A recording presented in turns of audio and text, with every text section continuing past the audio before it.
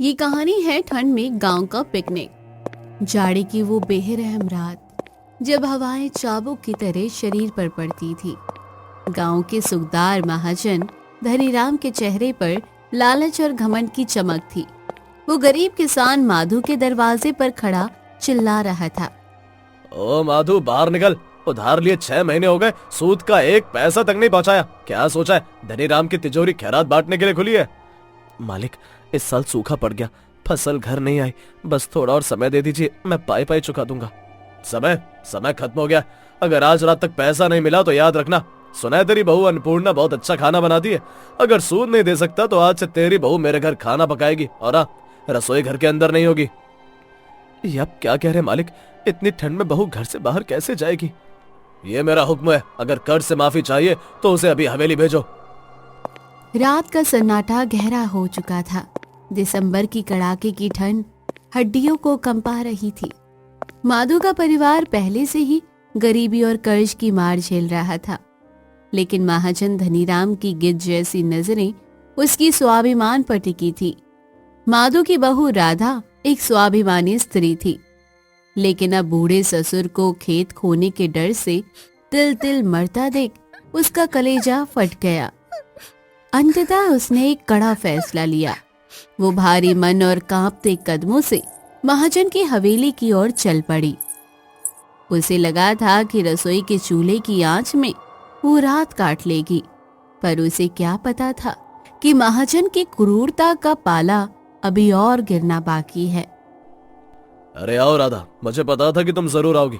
आखिर खेत की मिट्टी का मोह इंसान को खींच ही लाता है। मालिक, मैं यहाँ बहस करने नहीं आई हूँ। ससुर जी की तबीयत बहुत खराब है और उनकी सारी जमा पूंजी आपके कर्ज में जा चुकी है। बस उन कागजों के लिए मैं यहाँ काम करने आई हूँ। बताइए, रसोई कहाँ है? रसोई? नहीं राधा, रसोई में तो आज ताला लगा है। देखो, मेरी हवेली में नई पुताई और रंग रोगन का काम चल रहा है। अगर अंदर चूल्हा जलाया तो धुआं दीवारों को काला कर देगा। मेरा इतना नुकसान मैं बर्दाश्त नहीं करूंगा। मालिक, बाहर तो आसमान से बर्फ गिर रही है। इतनी तेज हवा चल रही है कि इंसान जम जाए। ऐसी ठंड में बाहर चूल्हा कैसे जलेगा? देखो राधा, ज्यादा दलीलें मत दो। अगर तुम्हें अपने ससुर के खेत के कागज प्यारे हैं तो तुम्हें आज खाना इसी खुले मैदान में बनाना होगा। लेकिन मालिक, खुले मैदान में तो आग भी नहीं टिकेगी। हवा इतनी तेज है कि पतीला गर्म होने से पहले ही बुझ जाएगा। क्या आपको जरा भी तरस नहीं आता? तरस और व्यापार का कोई मेल नहीं होता। अगर सुबह सूरज ढलने से पहले मेरे मेहमानों के लिए खाना तैयार नहीं मिला तो उन कागजों को जलते हुए देख लेना। अब फैसला तुम्हारा है।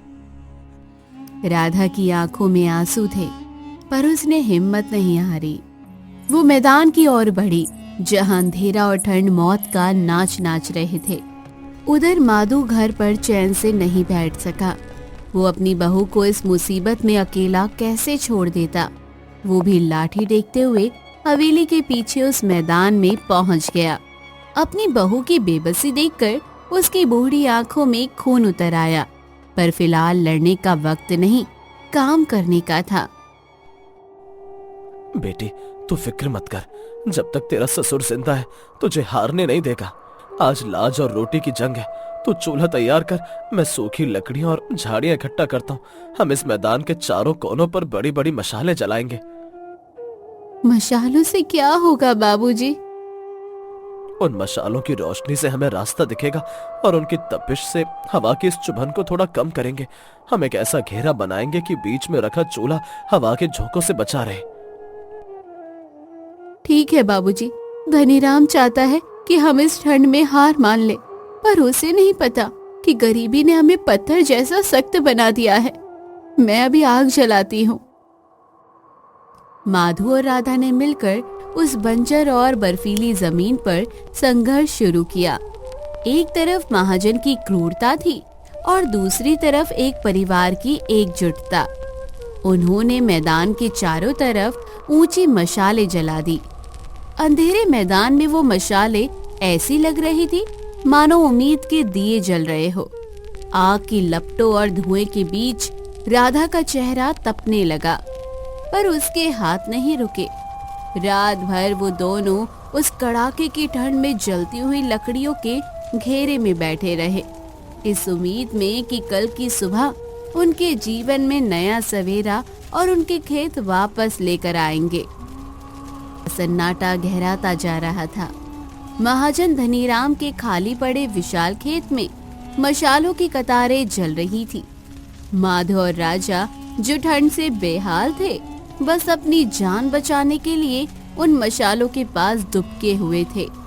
उन्हें अंदाजा भी नहीं था कि दूर से ही नजारा कुछ और ही बयां कर रहा था। उसी समय गांव के कुछ मनचले नौजवान वहां से गुजर रहे थे। अरे गजोदर, जरा रुक तो, अपनी आंखें मलकर देख, वो सामने मैदान में क्या हो रहा है। भाई ये तो महाजन का खेत है, पर इतनी रात को इतनी सारी मशालें, पूरा मैदान तो रोशनी से जगमगा रहा है। मुझे तो लगता है कोई बड़ी दावत की तैयारी है। देख, माधु काका और राधा भाभी भी वही है। शायद महाजन ने उन्हें खाना बनाने के लिए पहले ही बुला लिया है। कमाल है भाई, हम लोग घर में रजाई के अंदर थर थर कांप रहे हैं और यहाँ तो खुले आसमान के नीचे आग जलाकर जश्न मनाया जा रहा है। ये तो किसी शाही पिकनिक जैसा लग रहा है। और नहीं तो क्या, देखो गजोधर, वो धुआं उठ रहा है, जरूर कुछ गर्मा गर्म पक रहा है। जब पूरा गांव सो रहा है तब ये लोग यहाँ मजे लूट रहे हैं। भाई हम पीछे क्यों रहे, चलो हम भी वहीं चलते हैं। इतने ठंड में आग तापने का मौका भला कौन छोड़ता है।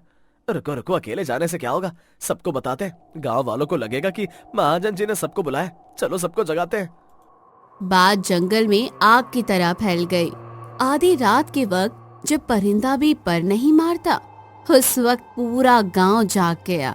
किसी ने सोचा कि महाजन का दिल पिघल गया है, तो किसी को लगा कि ये कोई धार्मिक उत्सव है। लोग अपनी अपनी चादरें ओढ़कर, खाली थालियां और घर में पड़ा थोड़ा बहुत राशन लेकर महाजन के खेत की ओर दौड़ने लगे। भाई वाह, महाजन धनीराम को आज क्या हुआ, अपनी जमीन पर ऐसी शानदार मशालें जलवा दी। सही कह रहे हो भैया, इतनी ठंड में तो हाथ पैर जम रहे थे, यहाँ आकर तो जान में जाना ही है। देखो, सबने लकड़ियां जमा करना भी शुरू कर दिया है। अरे भाई लोगों, शर्माओ मत, महाजन जी ने इंतजाम किया तो कसर मत छोड़ो। गजादर, ढोलक निकालो, आज तो यहाँ गाना बजाना होगा। देखते ही देखते वो वीरान खेत एक मेले में तब्दील हो गया। लोगों ने जगह जगह आग सुलगा दी। कोई ढोलक की थाप पर नाचने लगा, तो कोई अपने घर में लाया हुआ आटा और सब्जी वही पकाने लगा। माधव और राधा तो हक्के बक्के रह गए। वो कुछ कहना चाहते थे, पर शोर इतना था कि उनकी आवाज। उधर आलिशान हवेली के भीतर महाजन धनीराम गहरी नींद में सो रहे थे। तभी उनकी पत्नी माया देवी की नींद शोर शराबे से टूटी। अजी, सुनते हो? उठिए, जल्दी बाहर देखिए। क्या हुआ, रात के इस पैर क्यों चिल्ला रही हो, सोने दो। अरे खाक सोइए, खिड़की से बाहर झांक कर देखिए, आपका पूरा खेत जल रहा है, या फिर पूरा गांव वहां पागल हो गया है। क्या खेत में आग लग गई? मेरी फसल? फसल नहीं जी, गांव वाले आपके खेत में उद्यम मचा रहे हैं। देखिए तो, नाच गाना हो रहा है। सैकड़ों लोग मशाले लेकर खड़े हैं। मेरी फूलों की क्यारियां तो ये लोग पैरों तले को चल देंगे। ये गांव वाले मेरे खेत में क्या कर रहे हैं? किसकी हिम्मत हुई वहां कदम रखने की? वे लोग कह रहे हैं कि आपने पिकनिक रखी है, जाइए, जल्दी जाइए, वरना सुबह तक वहाँ कुछ नहीं बचेगा। धनीराम के पैरों तले जमीन खिसक गई। वो नंगे पैर ही हवेली से बाहर भागा। खेत के पास पहुँचते ही उसका पारा 7वें आसमान पर चढ़ गया। वहाँ का नजारा देखकर उसे अपनी आंखों पर यकीन नहीं हुआ। लोग उसकी जमीन पर बैठकर रोटियां सेक रहे थे। बंद करो ये सब, ये क्या बदतमीजी है? तुम सबकी हिम्मत कैसे हुई मेरे निजी खेत में घुसने की? अरे महाजन जी, आइए आइए, आपका इंतजार था। क्या गजब का इंतजाम किया आपने। ऐसी मशाले तो शहर के बड़े बड़े होटलों में भी नहीं देखी। चुप रहो तुम, ये मशाले मैंने किसी दावत के लिए नहीं चलवाई थी। भागो यहाँ से, वरना सबको जेल भिजवा दूंगा। मेरी क्यारियां सत्यानाश कर दी तुम लोगों ने। अरे महाजन जी, अब गुस्सा छोड़िए। इतनी ठंड में आपने हम गरीबों के लिए आग और रोशनी का इंतजाम किया, इसके लिए पूरा गांव आपका शुक्रिया अदा कर रहा है। हाँ मालिक, हम तो डर रहे थे कि आप कंजूस हैं, पर आज आपने साबित कर दिया कि आपसे बड़ा दानी कोई नहीं। इतनी बढ़िया मशाले और ये गर्माहट, वही मजा आ गया। क्या दानी मैं? धनीराम ने देखा कि पूरा गांव उसे दुआएं दे रहा था। उसके मन में जो गुस्सा था वो धीरे धीरे शर्मिंदगी में बदलने लगा। उसने देखा कि जो माधव और राधा ठंड से मर रहे थे अब वो मुस्कुरा रहे हैं। उसने सोचा कि अगर वो सब सच बताएगा कि ये सब एक गलती थी तो उसकी बहुत बदनामी होगी। हाँ ठीक है, मैंने सोचा कि इतनी ठंड है तो क्यों ना सबको एक साथ बुलाया जाए। और देखो, हल्ला कम करो और आराम से आग तापो। ये हुई ना बात। महाजन धनीराम की जय। महाजन धनीराम की एक छोटी सी चाल जो उसने अपनी बर्बादी दिखाने के लिए चली थी उसे गांव का सबसे बड़ा मसीहा बना गई। उस रात ठंड हार गई और इंसानियत की गर्माहट जीत गई।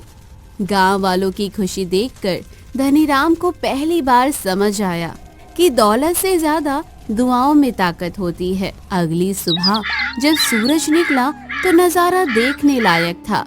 महाजन का खेत पूरी तरह खाली था, लेकिन वहाँ चारों तरफ गंदगी, कचरा, राख और झूठन के ढेर लगे थे। उसकी पूरी फसल और जमीन कूड़ेदान बन चुकी थी। गुस्से में लाल महाजन मामले को पंचायत में ले गया। सरपंच जी, मुझे इंसाफ चाहिए। इन गांव वालों ने मेरी जमीन खराब कर दी। माधु और इसकी बहू ने सबको यहाँ बुलाया था। माधु, क्या ये सच है? सरपंच जी, मैं तो सिर्फ महाजन जी के हुक्म का पालन कर रहा था। इन्होंने कहा था कि रसोई घर के बाहर खुले मैदान में होगी। हमने तो बस आग जलाई थी। गांव वाले खुद ब खुद आ गए। धनीराम जी, गलती आपकी है। कड़ाके की ठंड में किसी महिला को खुले मैदान में खाना बनाने पर मजबूर करना कानूनन और सामाजिक रूप से गलत है। गांव वालों ने जो किया वो अनजाने में हुआ, क्योंकि उन्हें लगा आप उत्सव मना रहे हैं। पर मेरा नुकसान कौन भरेगा? मेरा फैसला सुनिए। माधु का जितना भी कर्ज है वो इस खेत की सफाई और नुकसान के बदले माफ किया जाता है। और आगे से इस गांव में कोई भी बहू खुले मैदान में छत पर खाना नहीं बनाएगी। हर घर में रसोई घर के अंदर होगी। सरपंच जी का फैसला मंजूर है। बहू, अब हमें किसी का कर्ज नहीं चुकाना। और अब हमें बादलों के नीचे बैठकर खाना भी नहीं बनाना पड़ेगा। महाजन धनीराम अपना सिर पकड़कर बैठ गया। उसका लालच और घमंड उसी पर भारी पड़ा था। गांव की बहू की मेहनत और गांव वालों की एकजुटता ने आज एक नया सबक सीखा था। जुल्म और अहंकार का अंत हमेशा बुरा होता है। एकता में वो शक्ति है जो बड़े से बड़े अन्याय को धूल चटा सकती है। तो दोस्तों, कैसी लगी कहानी कमेंट बॉक्स में जरूर बताइएगा। चैनल को अभी तक सब्सक्राइब नहीं किया तो जल्दी जाकर कर लीजिएगा।